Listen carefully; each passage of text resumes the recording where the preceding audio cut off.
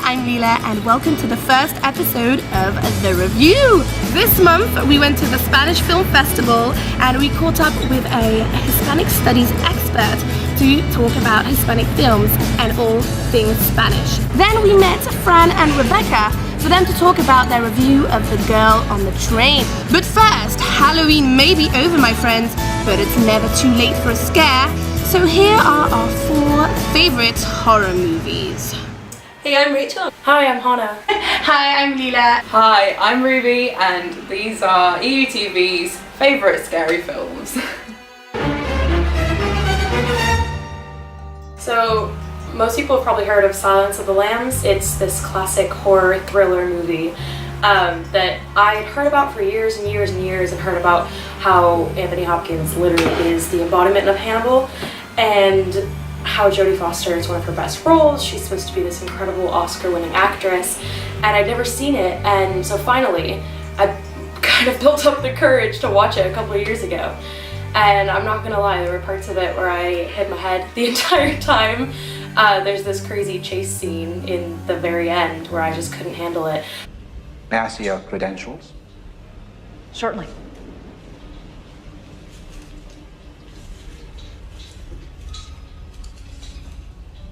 Closer, please. Closer. So I really recommend the film. Cover your eyes at the end if you're not into gore, but yeah, it's a fantastic film. So my favourite spooky film is probably, well, The Addams Family and its sequel, Addams Family Values. It's just a classic, like, I love it. I personally model myself on Wednesday Addams. She's the best. I quote her lines all the time, like, I just love it, hence the hair. Don't be a baby. I know what I'm doing.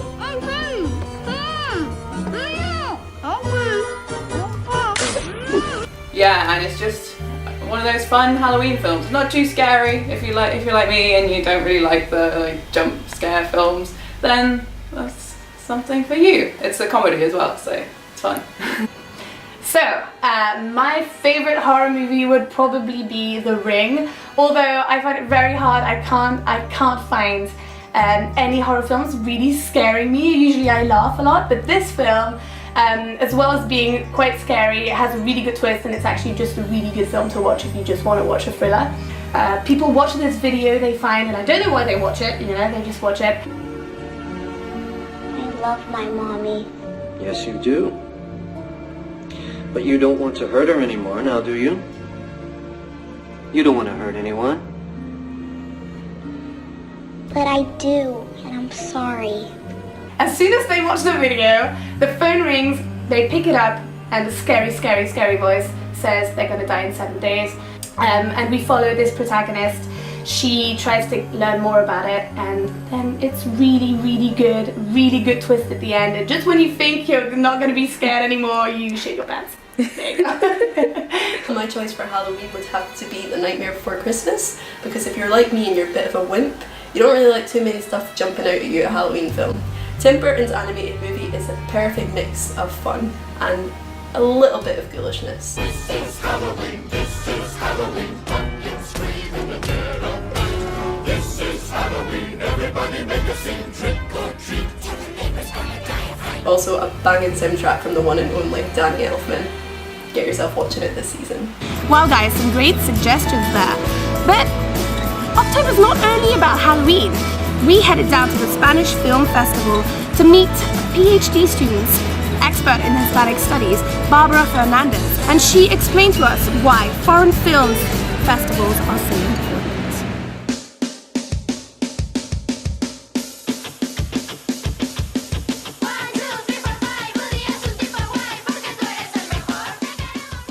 How do you think the Hispanic cinema has developed over the recent years?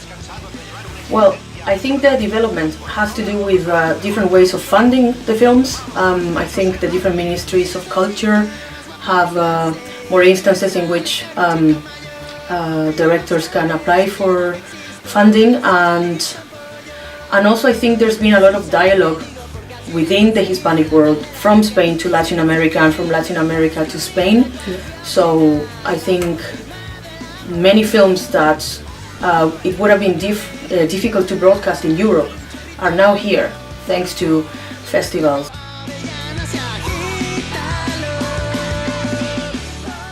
Why do you think it's important to have festivals like this one? Well, in relation to what I stated before, I think it allows to generate a cultural dialogue amongst different cultures. And I'm not only talking about the Edinburgh Spanish Film Festival, but I'm talking about the French Festival, the International Festival, in which you can access cinema from all over the world. What's your favourite Hispanic film? Well, I think so far I have 3 films. One is Argentinian from 2009 and it's called The Secret in Her Eyes. It's a very hard to digest film, I have to say, but it's brilliant. And the other 2 I like are directed by Alex de la Iglesia, a Spanish director, which is very like black humor. Yeah. One of them from 1995 is called The Day of the Beast. And the other one is The Perfect Crime from 2004. Those I think are hilarious and I think I would recommend them to anyone.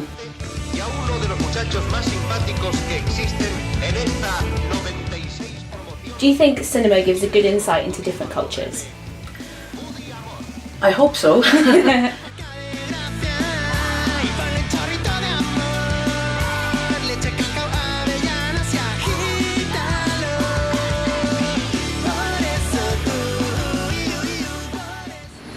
And the Spanish Film Festival will be back next year for those who missed it, with an incredible selection of Hispanic films for you to see.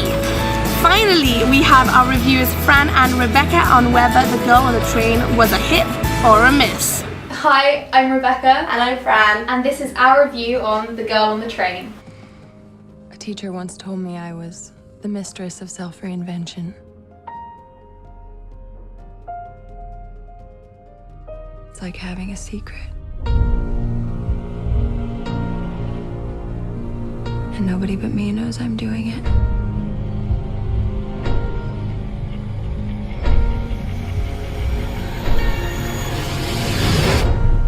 I think the acting of it was amazing. Like, Yes, she was like, so good. yeah, I think that's the best I've seen her. Yeah, and that's what, when I went with my parents, that's what they said. They just said, they were like, I mean, the film not so good, but the acting was just amazing in it. I saw her from the train. She was with this man. Just for a second. But yeah, definitely a mix of 50 Shades of Grey and Gone Girl. It was really tense. It was really tense. Oh, there were times on the film where I was literally hands to my mouth like this. Yeah. Like, oh my gosh. And so aggressive at some weird points. No, it was worth the almost £10 I paid.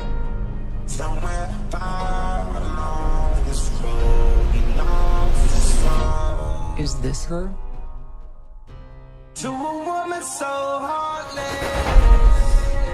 Can you tell me where you were Friday night?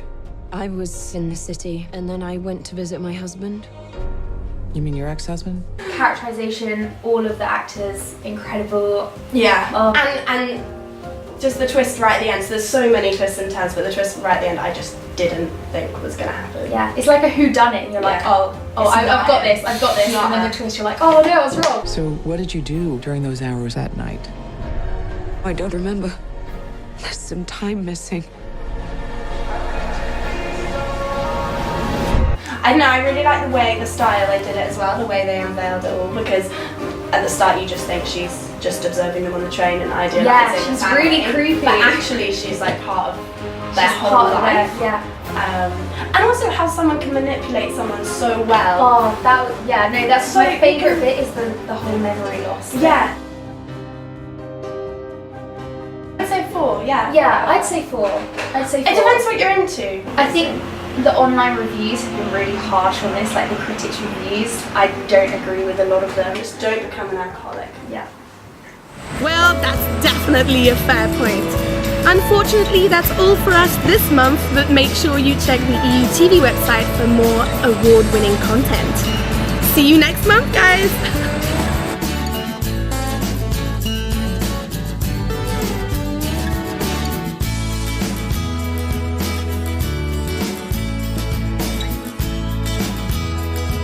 Wait, what's it? Cough it up, bitch. And this is our review of The Girl on the Train. This is the perfect film for you, for Tim. For Tim. No! Greg!